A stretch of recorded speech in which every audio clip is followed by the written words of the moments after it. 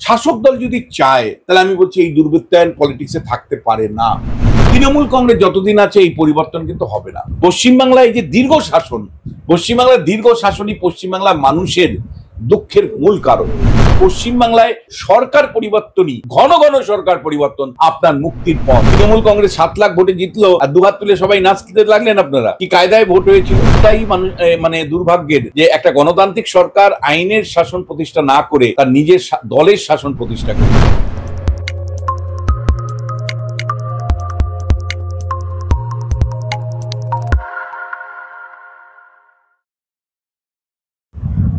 মুখ্যমন্ত্রী যেখানে মিটিং এ কাউন্সিলরদের রীতিমতো ভর্ৎসনা করছে, ঠিক তারপরেই এই রাজ্যে সুড়ঙ্গের একটা দেখা পাওয়া যাচ্ছে। জীবদ্দশায় ভেবেছিলেন সুড়ঙ্গ দিয়ে সোনা পাচার করবে, এরকম একটা ঘটনা এই বাংলায় অন্তত আপনি জানতে পারবেন, দেখতে পাবেন না? দেখো, শেখ শাহজাহানের ঘটনা, শেখ শাহজাহান যেভাবে অত্যাচার করেছে, যেভাবে জমি লুট করেছে, রাজ্য সরকারই বলেছে 137 না কতটা প্লট হস্তান্তর করতে হবে আবার। ফলে শেখ শাহজাহানের সাম্রাজ্য উঠে আসা, অনুব্রতর সাম্রাজ্য উঠে আসা, তৃণমূল কংগ্রেসের একের পর এক নেতার সাম্রাজ্য উঠে আসার পরে আমার কাছে কোনোটাই অবিশ্বাস্য নয়। বিশেষ করে পার্থ চট্টোপাধ্যায় অর্পিতা বাড়িতে যে 50 কোটি টাকার উপরে মানে কেজি কেজি সোনা উদ্ধারের পরে আমার কাছে কিছুটাই অবিশ্বাস্য নেই। ফলে এখন পাহাড় প্রমাণ বাড়ি তুমি দেখতে পাচ্ছ, প্রাসাদ প্রমাণ বাড়ি তুমি দেখতে পাচ্ছ, মানে সুড়ঙ্গ দেখতে পাচ্ছ। ফলে এগুলো পরিষ্কার দুর্বৃত্তায়ন, রাজনীতিতে দুর্বৃত্তায়নের এগুলো ছবি।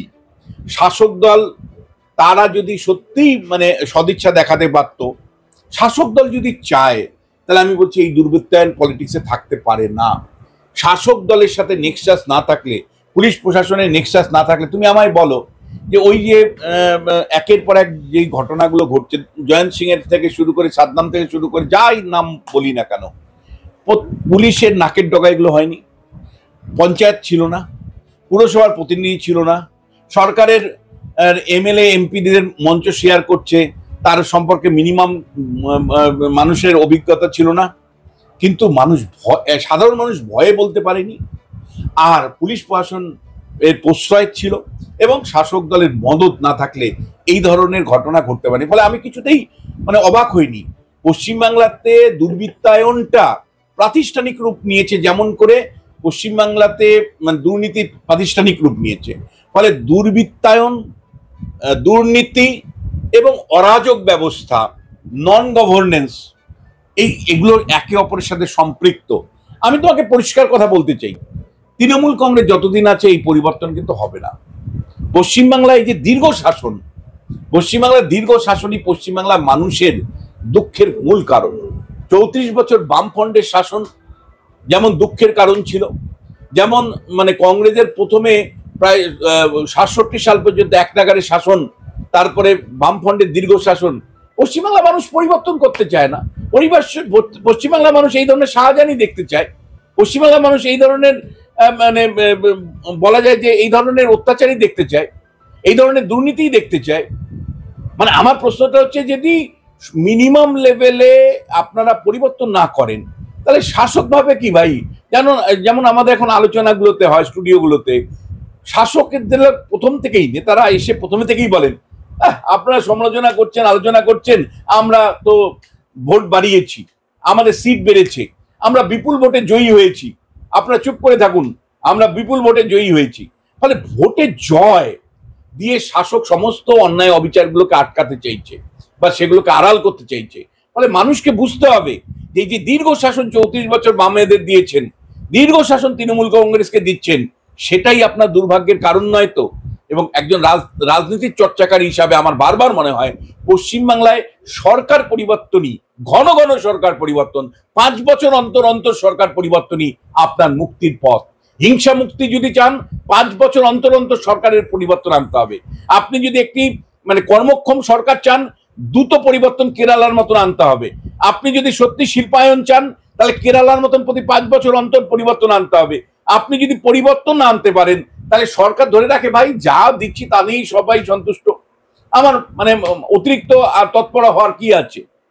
ফলে এই ঘটনাগুলো কিন্তু সাথে রাজনৈতিক পরিবর্তনের সরাসরি সম্পর্ক আছে।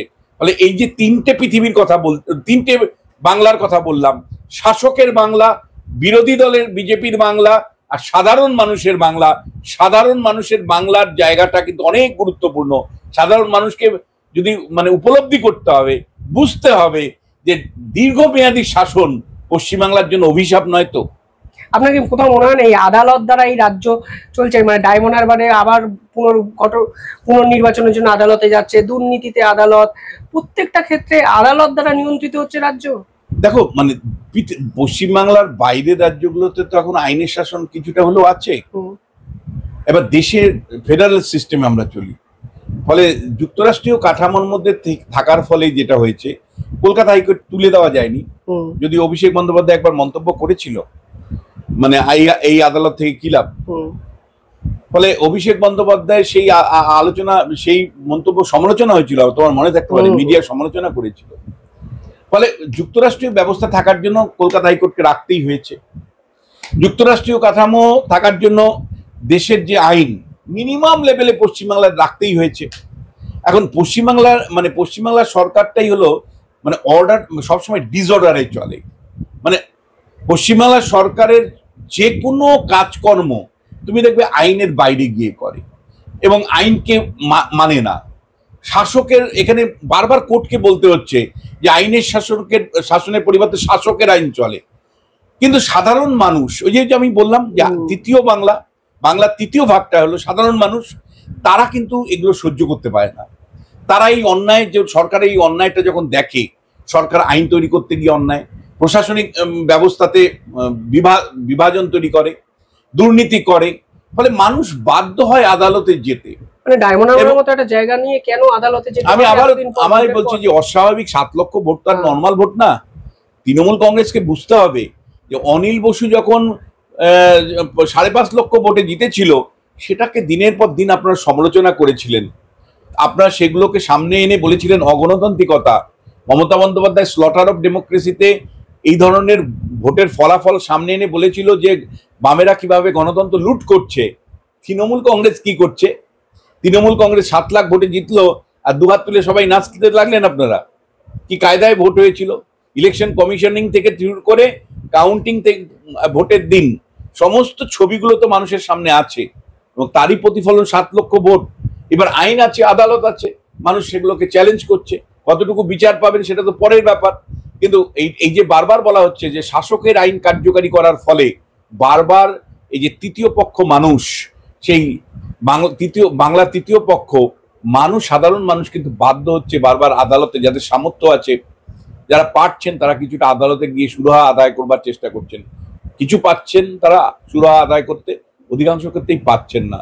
ফলে এটাই মানে দুর্ভাগ্যের যে একটা গণতান্ত্রিক সরকার আইনের শাসন প্রতিষ্ঠা না করে তার নিজের দলের শাসন প্রতিষ্ঠা করেছে।